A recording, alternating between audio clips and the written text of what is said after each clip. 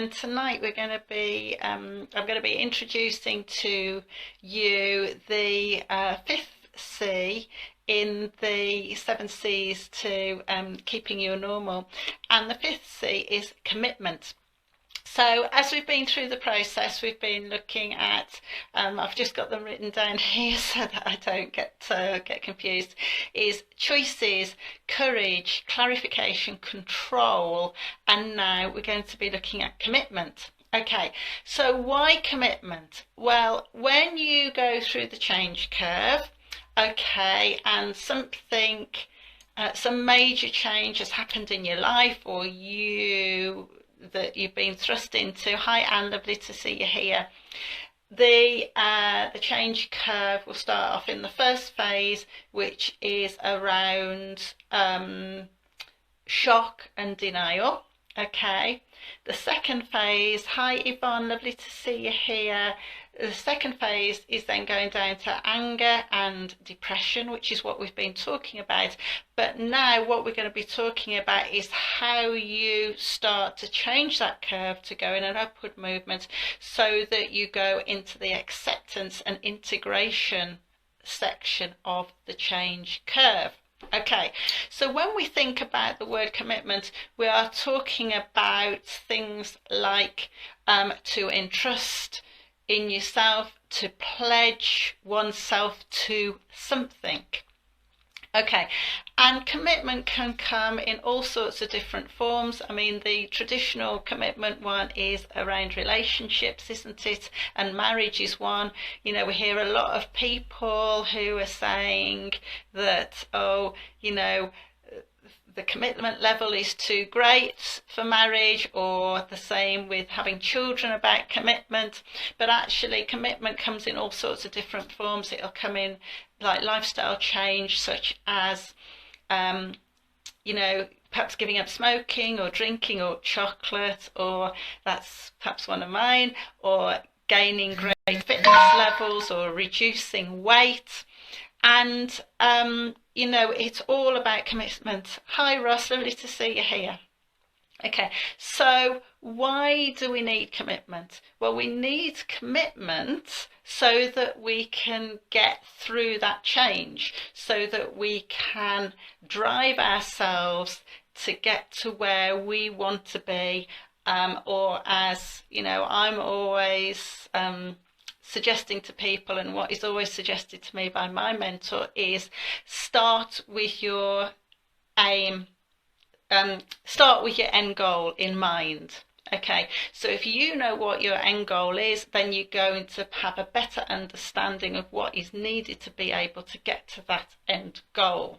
Okay, so when we're talking about commitment levels, where is your commitment level to the change that you're trying to make in your life? Because this is important to understand.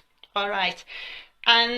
But it isn't just about the commitment level. Hi Alison, lovely to see you here. It's also about your enthusiasm level as well. Because if you've got a higher commitment level and a higher enthusiasm level, you are in a better position to be able to meet that end goal. All right. Now, but it's also important to mention that when you are working on a change in your life, or whether you have been thrust into some form of change in your life, the journey isn't going to be a smooth ride, as we know. It's going to perhaps be very up and down.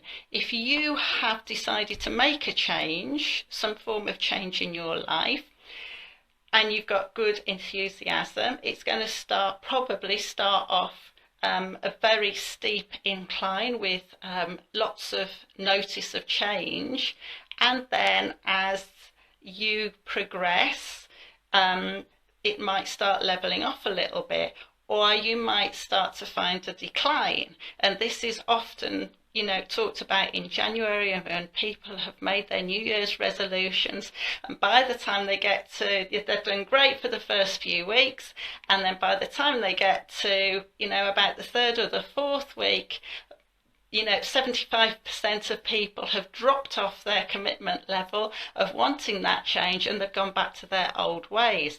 And that is because they perhaps haven't had the right goal in mind, or they haven't got the right commitment levels, or they haven't got the right support. Or it might be they're not noticing the benefits quickly enough, which might mean that they haven't really put the right actions in place to be able to gain the benefits and to commit and to boost their commitment levels as they go. Okay, so with commitment, the more commitment we have, the better the outcome. All right, so when you're thrust into something that has been unexpected, like a major change in your life, it can be very easy to wallow around in self-pity, or to sit around and not know what to do about it. And so then you're going to stay in that bottom of your change curve. All right, and nobody can make that change for you. All right, they can support you all that they can. They can give you all the advice that is good for you, but you've got to be in the right place in your head, in the right place in your heart, to be able to grow that commitment, to develop that commitment, so that you can move up into the phase 3 of your change curve. Okay, so where commitment comes in is very much based on where you are at in your journey. Are you at the start of that journey of change, or are you further through the journey? If you are further through the journey and your commitment levels are waning, then it's really important to be able to see the progress that you have already made, because once you notice the progression, that will boost your enthusiasm, which will then boost your commitment levels to be able to carry on. All right, because everybody's on a different journey, and everybody's journey is at a different rate, because it all depends from where you have started. All right, so really, really important. So I talked a little bit about your commitment rate, all right, and where you're at with your commitment. And what I recommend and talk to my clients about is between a scale of 0 and 100%. All right, so if you are at 75% commitment or above, hi Marlene, I've just noticed that you've logged on. I wasn't ignoring you, sorry.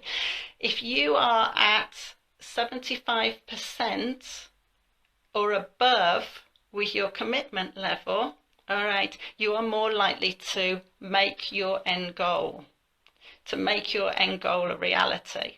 All right, if you're not at that 75%, then it's what will help you be more enthusiastic. So is it about going back and looking at your journey so far?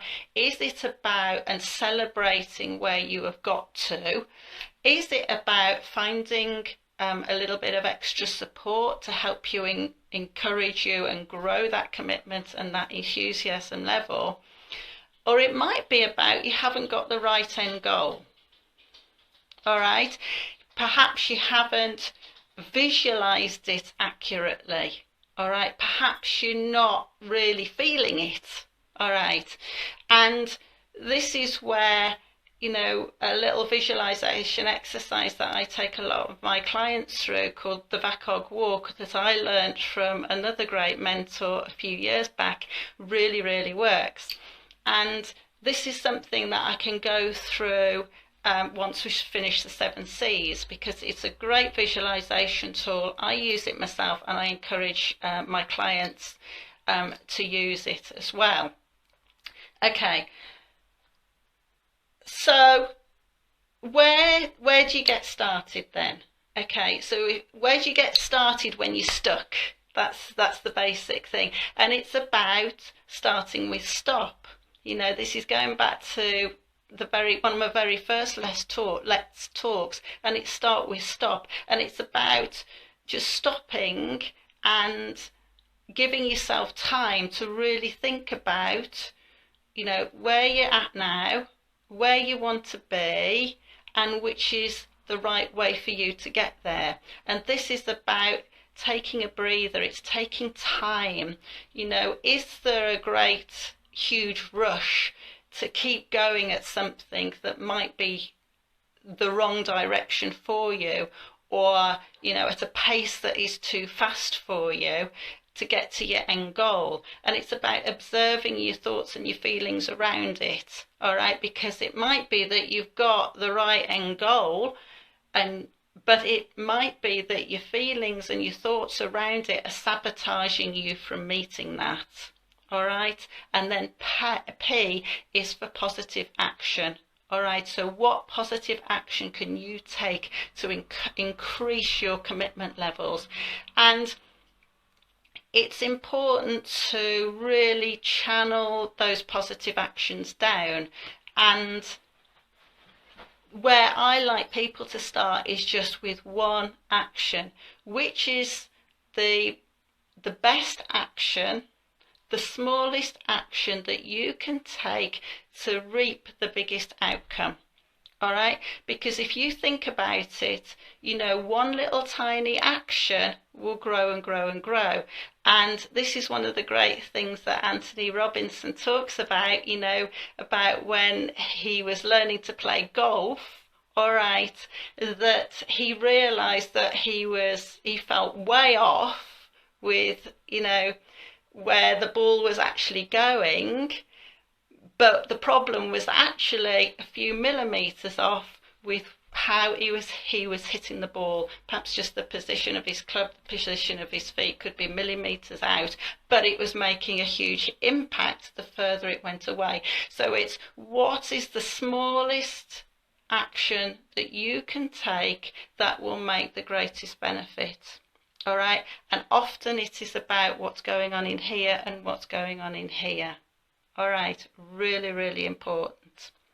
So, why is it important to have commitment? Because it'll help us meet our end goal. And, you know, I'm just having a look at some notes here because I wrote an awful lot of notes today. And the end goal is to benefit you, which will then benefit the other people around you. All right, because if you're in a better place in your life, then you are in a better position to be able to support the other people around you. All right, really, really important. Okay, so that is just a little introduction to commitment. Next week, I'd love it if you could join me on the 6th C, which is about consistency.